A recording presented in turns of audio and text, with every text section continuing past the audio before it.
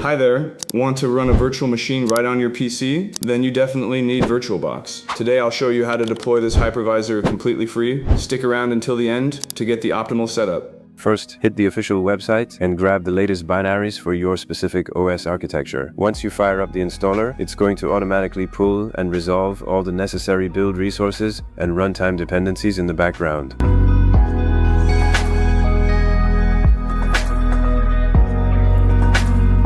Alright, let's proceed with compiling the additional extension packages right inside the setup wizard. This phase takes a bit longer because the installer is busy registering core system services and setting up the virtual network interfaces. Just let it finish.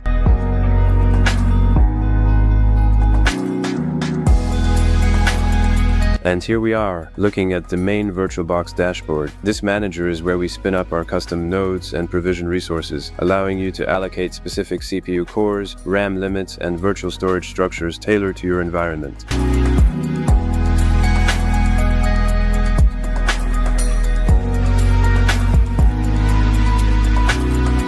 Make sure to head over to our website to grab all the download files, drop a comment if you faced any setup bugs, and I'll catch you in the next video.